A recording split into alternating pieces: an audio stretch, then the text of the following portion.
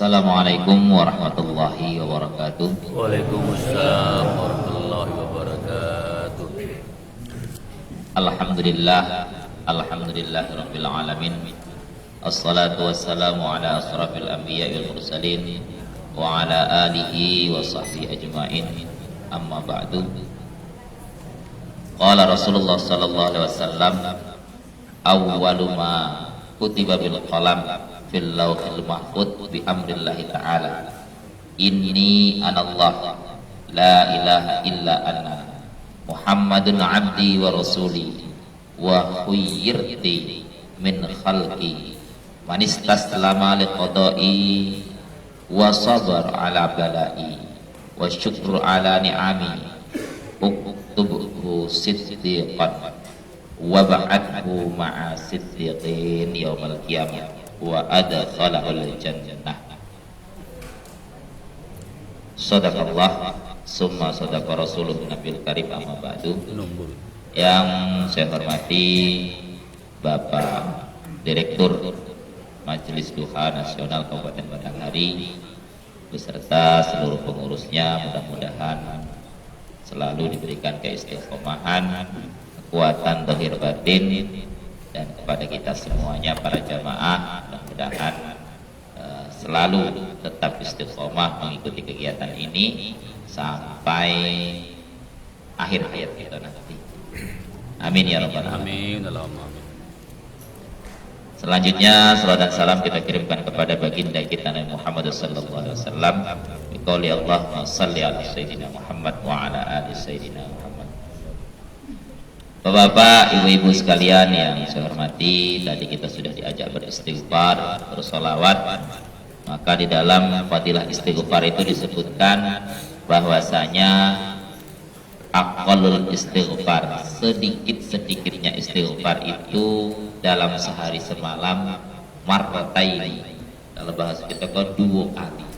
Jadi kita sebagai manusia beristighfar minimal sehari semalam 2 kali. Itu di dalam fadilah istighfar. Kenapa mesti 2 kali disebutkan dalam syarahnya? Karena kita hidup ini dalam sehari semalam minimal melakukan 2 kesalahan. Yang pertama, mendolimi diri kita sendiri. Yang kedua, mendolimi orang lain.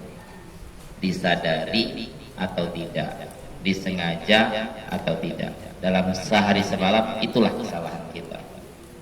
Contoh paling sederhana, ketika kita mendolimi diri kita sendiri, yang sering disebutkan Pak Direktur, waktu ado, kesempatan ado, tapi ditunda untuk hal-hal yang baik. Misalnya sudah datang waktu sholat, ditunda sendiri, ditunda. Itu sama dengan kita mendolimi diri kita sendiri. Duit ado tapi tidak dikeluarkan, waktu kesempatan ado tapi tidak dimanfaatkan. Yang kedua, mendolimi orang lain. Mungkin kita bergurau, perasaan kita bergurau lah, tapi kawan dipikirnya sampai balik, sampai nak tidur masih terbayang perkataan kawan tadi. Mendolimi orang lain bisa terjadi. Mendolimi itu dari atasan ke bawahan, ya bisa. Dari bawahan ke atasan, ya bisa. Contoh sederhananya, misalnya seorang atasan memerintahkan sesuatu yang sifatnya di luar, kalau kata orang kau di luar jurnisnya, disuruh sekendaknya, berarti sudah mendolimi orang lain. Orang dari bawah mendolimi atasan, iya bisa. Misalnya tidak dikerjakan sesuai dengan semestinya, berarti secara tidak langsung dia sudah mendolimi atasan. Maka disebutkan aqallul istighfar, sedikit-sedikitnya istighfar itu minimal kita mengucapkan 2 kali. Astaghfirullahaladzim, astaghfirullahaladzim. Ini tadi kita sudah diajak beristighfar. Mudah-mudahan ya, kesalahan kita kepada diri kita sendiri, kesalahan kita kepada orang lain diampuni oleh Allah Subhanahu wa ta'ala. Amin ya rabbal alamin. Bapak-bapak, ibu-ibu sekalian, ya saya hormati, Terusnya kita sudah memasuki beberapa peristiwa. Awal tahun sudah, akhir tahun sudah, ya, awal tahun sudah, 10 Muharram sudah. Di depan kita masih ada lagi satu peristiwa besar, yaitu Hari Kemerdekaan Republik Indonesia yang ke-77 dah. Saya pun tidak ngitung, saya nengok spanduk di sepanjang jalan tuh ke-77. Disuruh pasang bendera dan seterusnya. Ya, saya tidak ada pesanan apapun, tidak ada. Artinya jangan kita tidak peduli, karena bagaimanapun hubbul watan minal iman, cinta kepada negeri kita sendiri itu adalah bagian dari iman. Bagaimana mungkin kita akan bisa menjalankan syariat, menjalankan perintah Allah jika di negeri kita tidak aman, tidak damai. Jadi kita perlu bersyukur kepada Allah Subhanahu wa taala, ya, kita diberikan negeri yang damai sehingga kita pun bisa bebas melakukan kegiatan. Ya. Disuruh nak ke masjid kapanpun tidak ada larangan. Sudah ada lagi tidak larangan. Cuman sudah keenaan dilarang, ada datang lagi. Ya.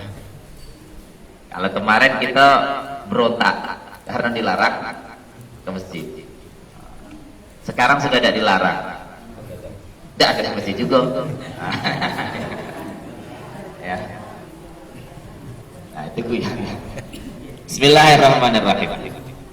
Jadi yang disebutkan bahwasanya wa in ta'uddu ni'matan la tuhsuha. Seandainya kita diperintah oleh Allah diberikan nikmat, disuruh menghitung nikmat, saya tidak akan mampu. Maka disebutkan keenaan dari Allah Subhanahu wa taala itu terbagi dua. Ada yang namanya nikmat, betul nikmat bitta'at, pemberian Allah yang disebabkan kita taat ialah nikmat namanya. Sebaliknya Allah, pemberian Allah fi ghairi ta'at, dalam keadaan tidak taat, istidraj namanya. Saya ulang ya, pemberian Allah ketika kita dalam keadaan taat maka disebut nikmat. Nah, pemberian Allah sementara kita dalam keadaan maksiat, durhaka kepada Allah, istidraj namanya. Jadi mohon maaf, ya termasuk saya pribadi, mari kita berintrospeksi diri. Apakah yang diberikan oleh Allah kepada kita saat ini itu bentuk nikmat atau istidraj? Kita tidak bisa memvonis sianus. Yang bisa mengukur adalah kita sendiri. Sederhananya seperti ini. Ketika kita diberi oleh Allah rezeki, apakah rezeki itu dipakai untuk hal-hal yang baik atau sebaliknya? Ketika dipakai kepada hal-hal yang baik, maka itu nikmat namanya. Apabila dipakai kepada hal-hal yang tidak baik, itulah istidraj namanya. Terus apa masalahnya, Pak? Masalahnya adalah, ya, ketika kita taat diberikan apalah contohnya, ya, motor atau mobil lah, fasilitas dari Allah Subhanahu wa taala. Ketika dipakai untuk beribadah, nah itulah sejatinya nikmat. Ketika kita diberi fasilitas oleh Allah, mungkin jabatan, kedudukan atau harta, tapi justru menjauhkan kita dari Allah Subhanahu wa taala, maka itu istidraj.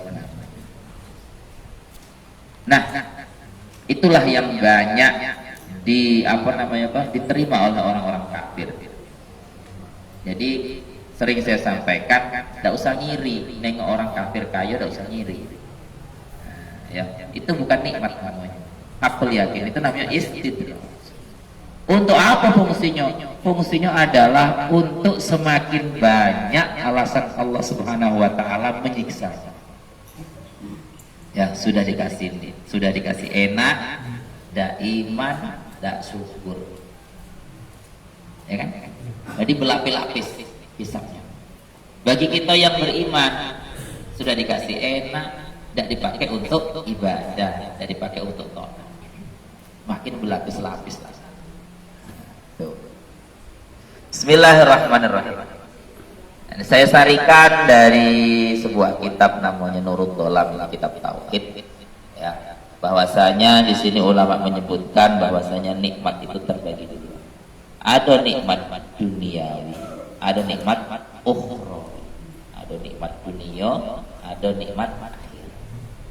Nah, nikmat dunia itu terbagi dua lagi. Yang pertama namanya nikmat wahbi. Nikmat apa? Wahbi. Wahbi itu maknanya nikmat pemberian cuma-cuma. Tidak perlu kita minta, dikasih. Tidak perlu kita berusaha, dikasih. Apa itu? Contohnya adalah di sini disebutkan wahbi kismani, ada ruhani, ada jasmani. Jadi saya ulang, nikmat itu terbagi dua, ada nikmat dunia, ada nikmat akhirat. Saya ajak mikir. Nikmat dunia terbagi lagi, ada wahbi, nikmat pemberian cuma-cuma. Ada namanya kasbi, nikmat karena usaha. Kita baru dapat nikmat karena ada usaha. Nah, nikmat wahbi atau pemberian dari Allah itu dibagi dua lagi. Ada namanya rohani, ada namanya jasmani. Nah, sering kita sebut ada nikmat rohani, nikmat jasmani. Nikmat rohani contohnya kana firruh fil abdi, seperti ditiupkan nyawa ruh ke dalam hamba. Itu kita tidak pernah minta, dikasih hidup.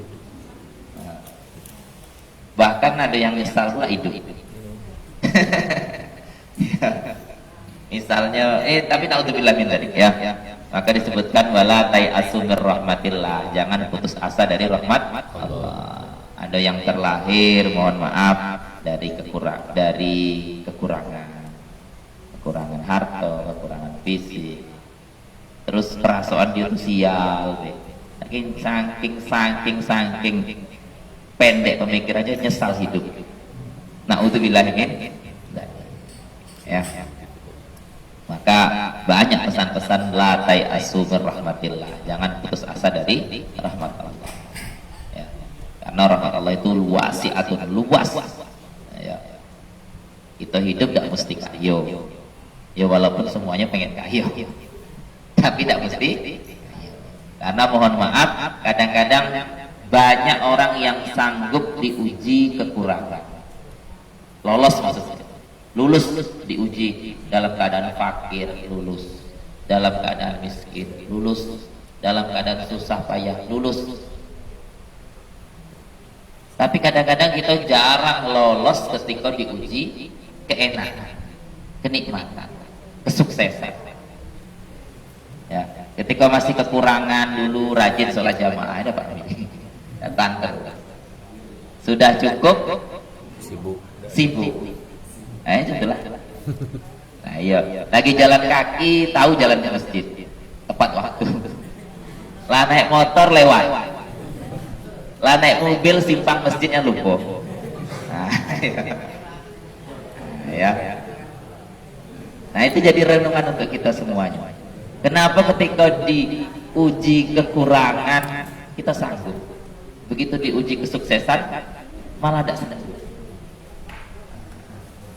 Maka yang saya bilang tadi, ketika sebuah pemberian Allah itu menjadikan kita semakin giat ibadah, nah itulah nikmat.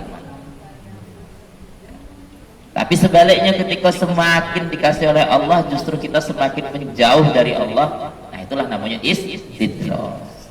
Maka siksanya yo berlipat-lipat. Lah dikasih enak, dana ibadah, dana taat. Ya. Kalau yang mohon maaf, yang kekurangan, yang fakir miskin, ya wajar-wajar beda. Tuh. Maka disebutkan selisih di dalam sebuah hadis, selisih masuk surga orang fakir dengan orang kaya itu bisa 100.000 tahun. selisih. Jadi orang miskin lebih cepat selesai hisab, urusannya dikit. Nah iya, yang nak ditanya apa? Tidak ada banyak tanya lagi malaikat hisab. Iya, jabatan tidak ada, duit tidak ada. Nah, tapi sayangnya jarang orang yang bercita-cita miskin. Nah, iya, tidak tahan, tidak tahan. Iya. Yang kaya jangan nyesal Pak Arno ya.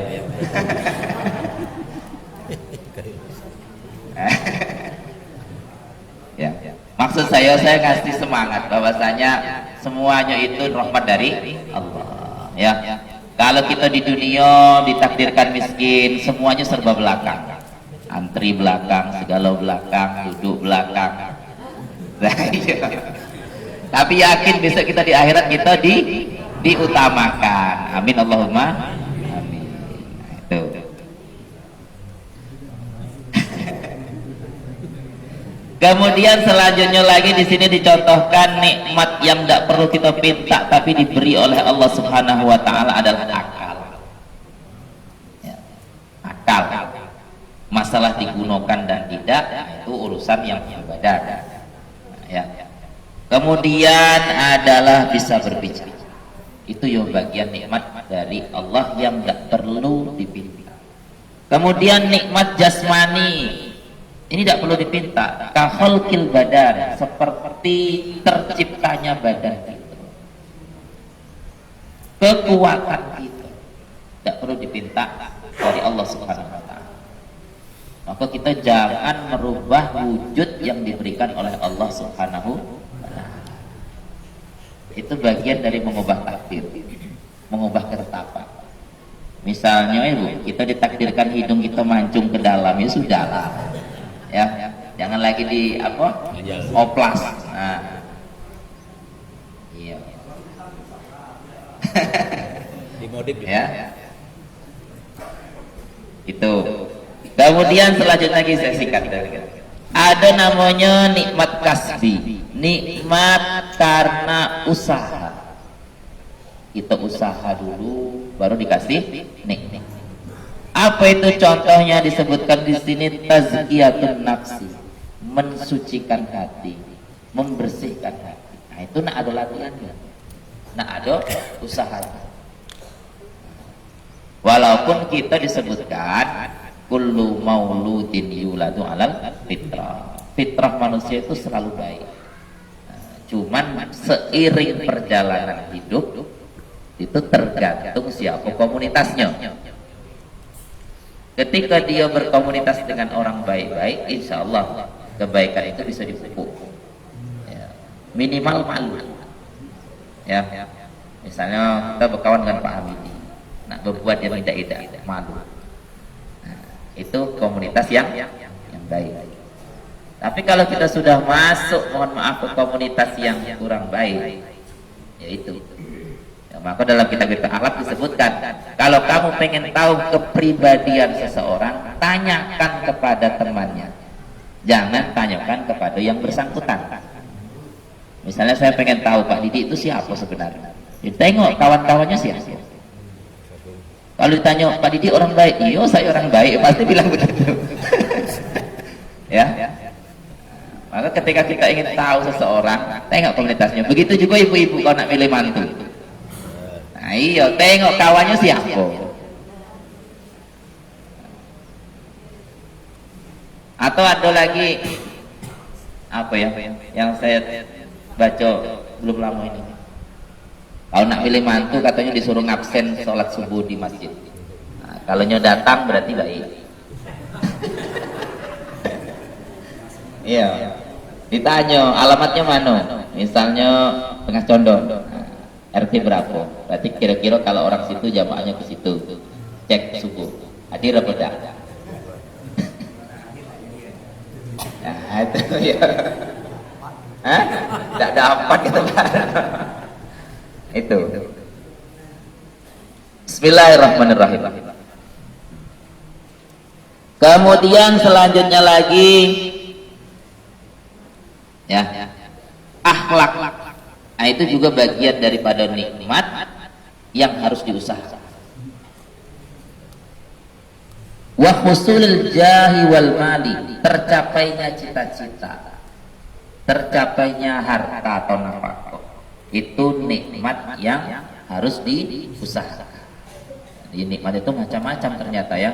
Ada nikmat wahbi, pemberian cuma-cuma dari Allah. Ada nikmat kasbi, memang harus diusahakan baru kita dapat nikmat. Cita-cita jadi polisi tidak pernah daftar, ada jadi. Cita-cita pengen pergi haji tidak daftar, ya tidak jadi. Nah, tercapainya cita-cita karena usaha. Kemudian nikmat ukhrawi. Nah ini apa nikmat ukhrawi? Ayyaghfira ma farratna minal abdi, adalah bentuk ampunan dari Allah kepada mereka yang sudah tergelincir dalam kesalahan. Ya. Intinya ampunan dari Allah itu adalah nikmat. Surga neraka kayak dulu. Nah, ya. Karena disebutkan dalam kitab tauhid itu, ketika kita mendapatkan surga itu fadlun mir rabbik, anugerah dari Allah. Ketika kita mendapatkan neraka itu namanya adlum minallah, keadilan dari Allah Subhanahu wa taala. Jadi kita ajak merenung lagi ya. Mohon maaf semuanya. Kalaulah kita masuk surga mengandalkan amal kita, sebentar cuma kita di surga. Coba kita hitung ya. Kalau dengan saya aku mikir terus. Kita hitung usia rata-rata kira-kira 63 lah dah. Rata-rata. Yang lebih berarti bodoh. Kemudian akhir balik kita ambil usia standar 15 tahun. Jadi 15 tahun ke bawah apapun yang dilakukan itu bighairi hisab. Belum dihisab karena dia belum balik. Tinggal berapa lagi tuh Pak? Nah, berapa tuh? 63, 48 ya? 48. Terus kalau kita ukuran orang normal, tidur itu sehari semalam berapa jam? 8 enggak? Ya kita ambil 8. Kalau sehari semalam 24 jam. Berarti sepertiga dari umur kita tuh habis untuk tidur. Nah, baru mikir. Jadi sepertiga usia kita itu habis untuk tidur. Jadi ini berapa? 48 diambil sepertiga berapa Pak? 16, tinggal 32. Iya 32 ya. Tinggal 32 tahun. Itu kalau taat terus. Kalau ada bengak-bengaknya. Iya, taruhlah bengaknya 7 tahun. 10%. Berarti tinggal 20. Ya, 3 berapa? Nah, tinggal 25 tahun. Berarti itulah kita di surga. Kalau kita di surga menghitung berdasar amal kita. Kalau tidak pikun pula kata Pak Arno. Nah, di pangkal tidak dihitung karena belum balik, di ujung tidak dihitung karena pikun. Nah, ya. Jadi ketika kita bercita-cita masuk surga itu fadlun minallah, anugerah dari Allah. Kalau kita hitung berdasarkan amal, yaitu tadi sudah kita hitung kan, potong balik, potong pikun di ujung, potong tidur, nah tinggal sisanya itu berapa lah, ada bengak-bengaknya pula, nah hitung sisanya. Banyak bengaknya ya tambah.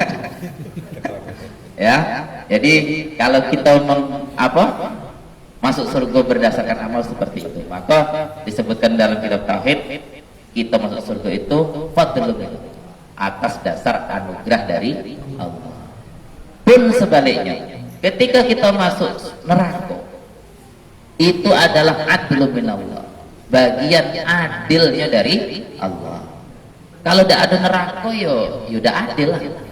Masa yang maksiat dengan yang taat sama baik? Jangan pula kita nyebut Allah kejam, dimasuki ke neraka. Itu bagian liberalis, gak salah. Saya ada nonton itu. Berarti katanya Allah itu Ar-Rahman Ar-Rahim, pengasih penyayang, tapi kenapa ada yang dimasukkan ke neraka? Berarti kejam, bukan kejam. Itu adlu minallah, bagian dari adil. Supaya ada, kata orang tuh ada apa? Ada rewardnya, ya lah. Nah, yang amal baik ada nilainya, yang amal buruk ada nilainya. Nah, kemudian timbul masalah. Jam berapa kita kemarin? Timbul masalah. Bagi yang amal baik dan amal buruknya seimbang, surga tidak cukup. Iya, ke neraka laipas tengah-tengah.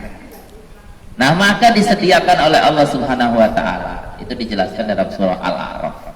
Jadi tinggalnya di mana? Yo di Al-A'raf. Al-A'raf itu sebuah bukit tembok pembatas bainal jannati wan nari, antara surga dan neraka. Tinggallah di situ. Jadi noleh ke kanan, nengok orang enak-enakan di surga. Noleh ke kiri, nengok orang meloncat-loncat dalam neraka. Jadi situlah orang yang amal baik dan amal buruknya seimbang. Tapi mohon maaf, saya tidak memponis si anu. Kadang-kadang akhir zaman yo itu posisi kita. Contoh kecil. Mohon maaf, jangan tersinggung bayang. Acara apa tuh? Nikah. Pagi ngaji, baca berjanji, doa, kadang ada ceramahnya. Jam 11 ke atas dangdutan. Ada imbang kan? Nah, disitulah tempatnya. Iya. Pagi acara religi, siangnya tinggal hitung ibu. Dari apa umul kitab sampai doa berapa jam?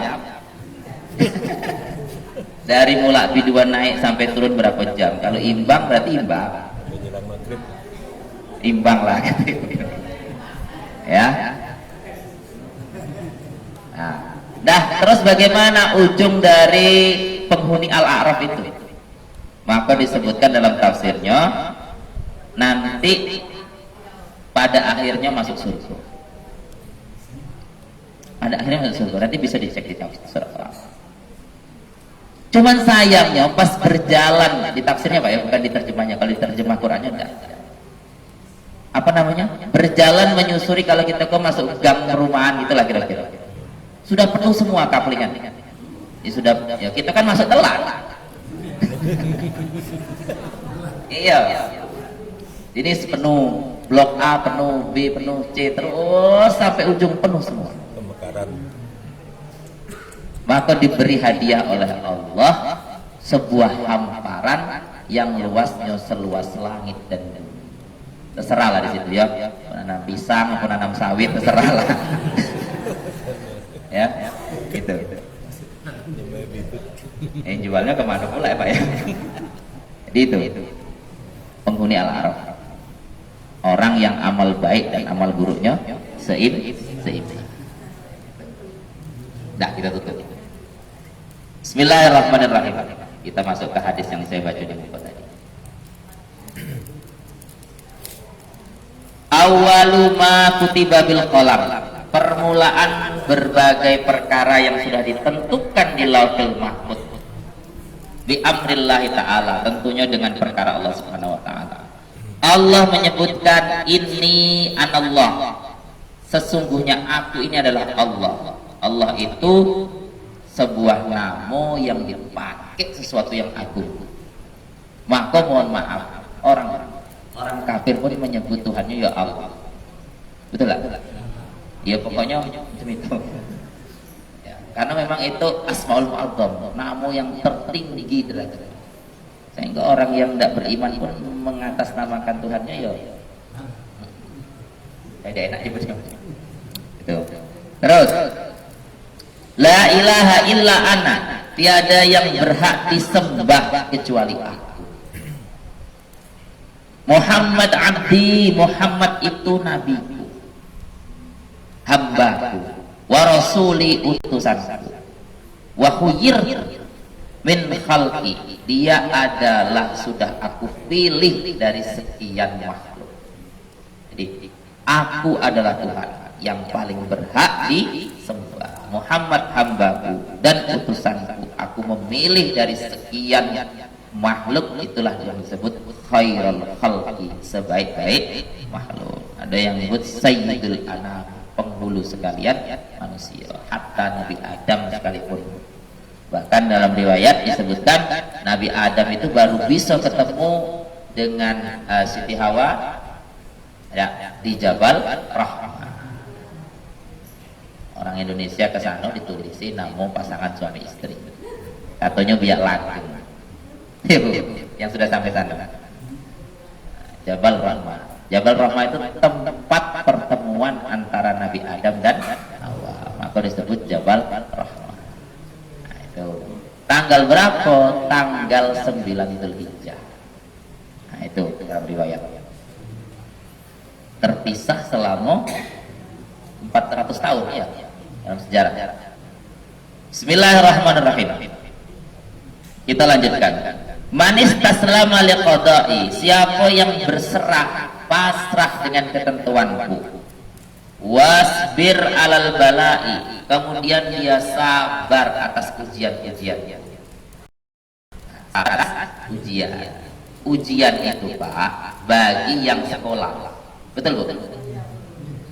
Saya ulang lagi, ujian itu berlaku bagi yang sekolah. Yang tidak sekolah tidak pernah ujian. Paham maksud saya? Kita ini bisa mengatakan ini bala dari Allah, ini ujian dari Allah. Kalau kita taat, kita sudah ibadah maksimal, sudah yo semampu-mampu kita, sudah itu kita datang sesuatu yang tidak mengenakan, kita sebut itu bala, ujian dari Allah. Tidak pernah sekolah kok ngaku ujian. Sama dengan tidak pernah taat, tidak pernah ibadah kok ngaku dapat ujian. Itu bukan ujian adab ya. Nah iyalah, sekolah tidak kok ujian, ibadah tidak, taat tidak. Ketika dapat tidak enak nyebut ujian, tidak ketemu rumusnya. Ya rumusnya itu kan orang sekolah baru ujian, orang taat baru diuji. Apakah dia makin taat atau berbalik mundur? Nah macam itu. Bismillahirrahmanirrahim. Wasyukru li ni'ami, kemudian syukur atas nikmatku. Yang saya bilang tadi, yang banyak bagi-bagiannya tadi, baik nikmat wahbi, nikmat pemberian cuma-cuma dari Allah, atau nikmat kasbi, nikmat karena usaha kita, nikmat zahir, nikmat batin. Uktub siddiqan, maka catatlah, maka dicatat sebagai ahli siddiqin.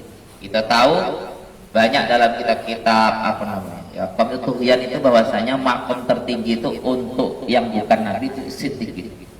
Siddiqin itu makom tertinggi untuk yang bukan nabi, kecuali kalau ada nabi di situ. Tidak ada ya. Bismillahirrahmanirrahim. Wa ba'athu ma'as siddiqin, kemudian dibangkitkan oleh Allah dalam posisi bersama orang-orang siddiqin, orang-orang yang membenarkan. Siapa imam siddiqin di dunia ini atau besok di akhirat adalah Abu Bakar as-Siddiq. Ya, kita baca riwayat Isra Mi'raj itu, beliaulah orang yang pertama percaya dengan peristiwa Isra Mi'raj. Itu sekarang enak Pak, tinggal baca sejarah. Abu Bakar itu orang yang percaya dengan Nabi. Memang Abu Jahal, Abu Lahab kurang ajar, percaya. Mohon maaf sebelumnya, kalau kita lah hidup di zaman itu, Allahu a'lam kita masuk ke dalam orang beriman. Di barisan mana kita? Tidak tahu. Saya mengukur saya dewe. Ya, jadi banyak untungnya kita hidup di akhir zaman. Coba bayangkan, banyak disampaikan penceramah ada perjalanan dari Masjidil Haram ke Masjidil Aqsa itu waktu itu memakan waktu 2 sampai 6 bulan. 2 itu kalau pakai kuda kan. 6 itu kalau pakai unta. Itu dengan kuda terbaik, unta terbaik. Sudah itu Mi'raj. Jadi Isra perjalanan malam, Mi'raj naik. Nah, Nabi Muhammad cerita pagi hari tadi, malam tadi aku ke Masjidil Aqsa, naik ke langit, turun lagi, balik lagi ke Mekah. Akal tidak ada masuk. Ya. Kalau kita hidup di zaman itu, Allah a'lam, masuk barisan siapa? Abu Jahal tak apa? Nah, iya. Kita sekarang enak tinggal baca sejarah. Nah, itu. Maka orang yang tidak memperingati Isra Mi'raj itu rasanya kurang syukur. Ya, saya tidak mengatakan apa tidak. Nah, kita begalis ya. Sama dengan peristiwa siapa namanya? Isa bin Maryam. Isa bin Maryam. Isa putra Maryam. Ya, Maryam itu punya paman Nabi, namanya Zakaria. Ya, Zakaria itu paman kontan Maryam. Jadi ringkas cerita ini masih di surah Maryam. Maryam dipondokkan ke pamannya, dipesantrenkan lah kalau bahasa kita sekarang, ke Nabi Zakaria, ke paman. Tinggal di mihrab. Mihrab itu mungkin kalau kita sekarang asrama putri, itulah Soviet kita enak paham. Setiap diantar hidangan oleh Nabi Zakaria, Maryam ini makan siangnya, atau Maryam tidak perlu paman, tidak perlu guru, kiai, itu sudah ada hidangan dari surga. Kejanggalan kan? Sudah itu atas izin Allah, karena melihat sucinya Maryam ini, maka dihadiahi memiliki putra yang akan menjadi nabi, tapi dengan cara yang tidak lazim. Sudah mandi, sudah bersolek, itu dalam tasbih, sudah rapi lah, langsung tiba-tiba datang malaikat Jibril dalam wujud lelaki tampan. Dia jerit, si siapa namanya? Maryam. Ceritanya ada dalam Al-Quran. Inni a'udzubika, inni u'idzubika minasyaitonir rajim. Surah Maryam, itu bisa dicek kalau saya salah. Inni a'udzubika minasyaitonir rajim. Inni a'udzubika in rahman taqiyah, ada taqiyahnya. A'udzu birrahmani in kunta taqiyya. A'udzu birrahmani in kunta taqiyya. Pas insyaallah. Sudah ketemu, Pak? A'udzu ayat-ayat bawah Mas. Ayat 8 atau A'udzu birrahmani in kunta taqiyya. Ya Allah, aku berlindung kepada Zat yang Maha Rahman jika kamu orang-orang yang bertakwa. Betul lah. Sudah ketemu. Orang boleh. Oh, enggak boleh. A'udzu, saya kan minta beneran. Takut saya salah ingat. A'udzu birrahmani in kunta taqiyya. Itu bisa saya ijazahkan, diamalkan untuk para perempuan, ibu atau gadis-gadis remaja putri ketika melintasi sebuah gang yang ya, banyak yang jahil lah. Dibaca a'udzu birrahmani in kunta taqiyya. Itu ayat perlindungan seorang perempuan ketika mau digoda laki-laki. Cuma sekarang ada masalahnya, Bu. Laki-lakinya udah dong goda. Nah, itu sudah tahu saya doanya. Ya. Ada. Iya, saya nengok di pondok lah ya. Jadi kalau iya, saya tidak memburukkan pondok dah. Jadi apa namanya? Kalau dulu perempuan lewat ke depan laki-laki itu takut digoda. Kemarin saya nurunin kitab semobil untuk tahun ini. Saya ngajak santri putra berat kan? Tetap saya apa? Tidak gini. Itu, ya. Jadi itu ayat perlindungan bagi perempuan ketika ya melewati itu. Laki yang banyak menggoda. A'udzu birrahmani in kunta taqiyya. Dah, kita lanjutkan. Nah, ringkas cerita. Jamnya sudah siang. Siti Maryam, ya Maryam. Kemudian dia singkat cerita hamil, sudah meriwayat cuma 3 hari. Hamil, besar, melahirkan 3 hari. Dah, melahirkan sampai selesai nifasnya, darahnya, ya Di beliau di tengah hutan, diinjakkan kakinya, maka mengalir air sungai kecil untuk berbersih. Ada batang korma, ada buah-buah korma. Dalam riwayat korma itu sudah kering. Ketika disandari Maryam jadi hijau. Buahnya masak-masak jatuh berguguran di sekeliling. Nah, kemudian balik ke kampung menggendong seorang anak laki-laki. Coba bayangkan, seandainya kita hidup di zaman itu, ada seorang santriwati putri mondok taat balik bawa anak, diakukan bahwasanya anak ini namanya Isa menjadi nabi. Coba bayangkan kalau kita hidup di zaman itu, apakah kita oh yo aku percaya, tidak semudah itu. Yakinlah saya. Santri putri balik bawa anak, tidak ada bapaknya pula. Ya, jadi kita beruntung hidup di zaman akhir. Ada untung. Kita lanjutkan. Kemudian sebaliknya, ya.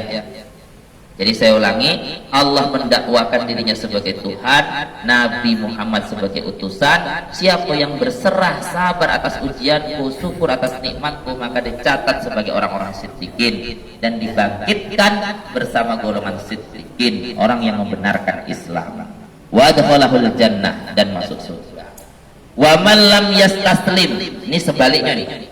Siapa yang tidak mau berserah diri, tidak mau nerimo liqadai pada ketetapanku, artinya lam yasbir alal balai, tidak sabar atas bala, walam yashkur ala ni'ami, tidak syukur pada nikmat pemberian, fal yahruj min tahtas samai, maka keluarlah dari kolong langitku ini, wal yadlub rabban siwa, dan carilah Tuhan selain aku. Ya, siapa yang tidak pasrah, tidak nerimo dengan ketentuan Allah, tidak sabar atas bala, tidak syukur atas nikmat, disebutkan fal yakhruj min tahtis sama, keluarlah dari kolong Allah, cari Tuhan selain.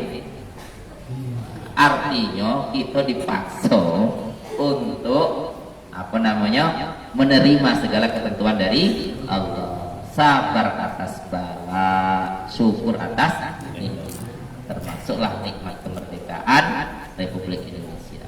Kita isi dengan hal-hal yang membanggakan, meneruskan cita-cita para pahlawan sebelumnya.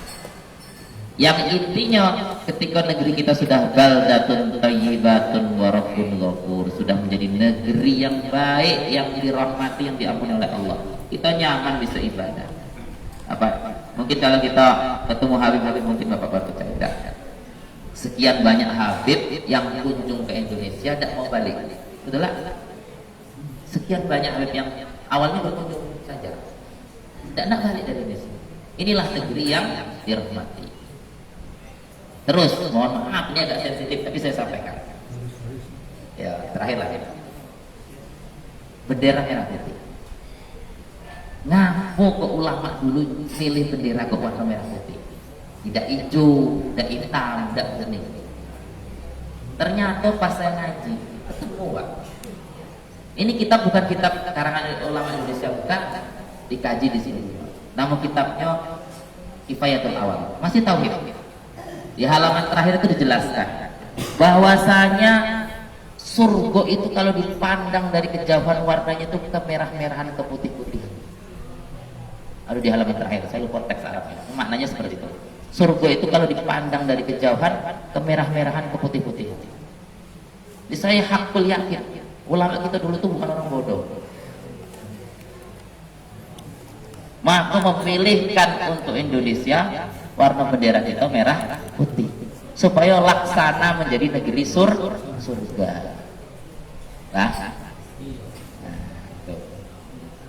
Mudah-mudahan cita-cita para ulama dulu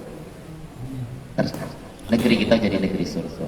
Amin. Maka jangan lagi berpikir nak mengubah warna bendera. Tuh ya. Dah, Allah alam bisawab. Dan mungkin ada diskusi, saya silakan. Terima kasih.